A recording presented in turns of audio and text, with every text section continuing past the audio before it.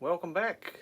It's been a while. It's been a long time since I did a video, and I just had a few things in the workshop that sort of impressed me a bit. The guys have been working on, so I thought I'd share it with you. So at the end of lockdown, when we sort of needed to get the guys back to work a bit more and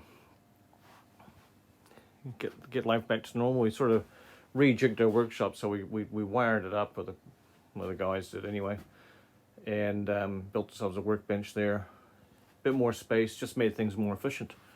And now, of course, we're back onto it. So we got work happening, as a lot of you will have. So what we got today, the big one this week that's going in, we got an Inception panel here. Thought we'd try one of these babies out. Inception, just a couple of door controllers there, fire drop relay, and a T4000. So that's wired up and programmed. I believe we're programming it down there via the interweb, as you do. But over on this wall, and no cables between them, we got another cabinet. It says cabinet 3, so there must be another cabinet somewhere else. Another couple door controllers in there, a input expander, and another fire drop relay. So obviously they've been testing the fire drop relay to open the doors. And we got these cool little silicon wristbands that were obviously work. Fix the little LED on there, and yeah, so that's what most of the people in this facility are going to be using as silicon wristbands, because it's going to be a swimming pool. And way over, we'll skip that one. Over here on the other wall is the other two cabinets. And yeah, so we got cabinet 2 and 4 here. What do we got there? Another two-door controller, another two-door controller, and maybe an input expander, a couple of power supplies, and another fire drop relay. So what happens with the fire drop relay, of course, is the fire alarm tells it that there's a fire, and she drops the power off all the power supplies that control the doors. So we get the doors that should open on fire will open. What we got down here? Oh no, that's somebody's installing Windows 98 on VirtualBox. Always a good trick if you want an old operating system. Grab yourself a free copy of VirtualBox off the internet and get yourself your operating system disks, and you can install any operating system you want. Yeah, so that's it. So that's going to be a nice little Inception. 10 access control doors, I think, all up, and an Inception running it, so the clients can look after all their own users and maintain it a lot more on their own without having to have any software. It doesn't matter which computer they use. Nice app. Nice thing here, we've been into labeling our panels. Tells you what's actually in this panel with these nice labels. Didn't mention on the other one, but there you go. Yeah, so this is pretty cool. I like it when it's gonna be nice when they go in and actually get the wiring in. But yeah, they're all programmed and running, which is cool. Over here, it looks like it's the same thing, but it's not. It's an Integrity. This is for a site that I think the roof is being put on this week, so we should be ready to start pre-wiring it by the end of the week. Integrity, got a few door controllers on there and expanders, and it's all programmed and it's on the network, so it's connected to all the other Integrities that this client has via their software. So it's connected through our internet here out to the client's server where they run their Integrity Pro software, and it's all programmed up and ready to go. So it's another one of these machines that's going to hit the ground running as soon as we get it in, basically. Unfortunately, the building's only just started being built, whereas for the Inception job, cables are in, all the readers are on apart from one that's over there for testing, and we just got to really just join them up. What else have we got in here? A couple of T-coms over there, just been doing some testing over lockdown with remote programming and using the app and whatnot.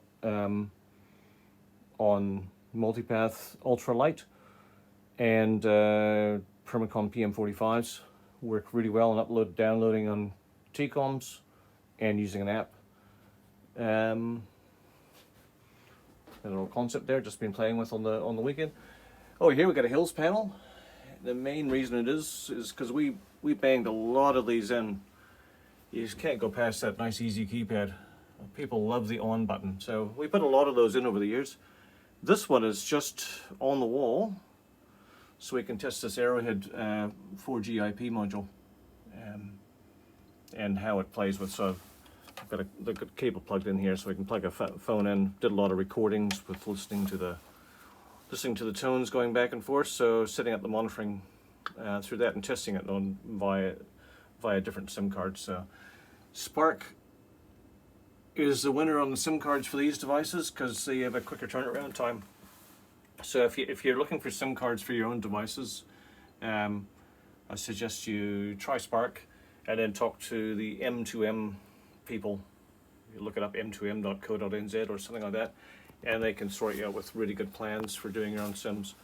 So that's if you want to do your own device like the Arrowhead. Of course, the Permacons and Multipaths have come with their own SIM cards, and the RadioNet scores all come with their own RadioNet plans, so you don't have to worry about it. Yeah, what do we got there? Oh, it's a Paradox Evo controller that on the test bench for testing bits of programming, and the door controller down there, output expander. Looks a bit messy with wires hanging around, but once we get these 4 cabinets off the wall into their systems, we'll have a bit more room to put things like our protege up there. Over here we got just a copy of NX Witness sitting on a Ubuntu.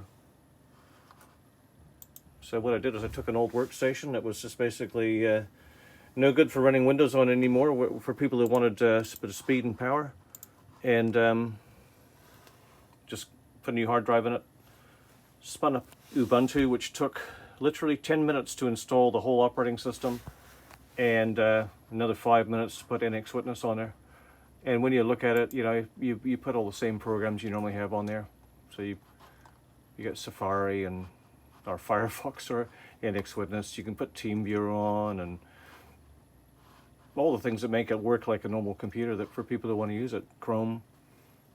So for a lot of people who just go on the internet and don't do any Windows specific type of use, Ubuntu is the bee's knees. Do you see Neo over here missing its keypad? I believe that's somewhere. So we'll put that together. That's just for doing our testing on. It's not 5:27 a.m. Yeah, so anyway, just catching up with everyone. Make sure show you what we're doing. Cabinet 4 Slam 6. I love it when they label these things just like this. It makes. There you are, got a zone. Fire drop relay activated. So not only do we get a fire alarm when the fire alarm activates, the fire drop relay trips out and takes power off the locks, but we also got an input activate on the alarm system, so we know the fire drop relay is activated. I love that. Anyway, that's all from me for today. Hope you guys have a good weekend, and maybe we'll take some videos of this when it's all back in and installed. Haven't done too many Inceptions yet, but it seemed like the right pick for the client for this one. Cheers guys, see you later.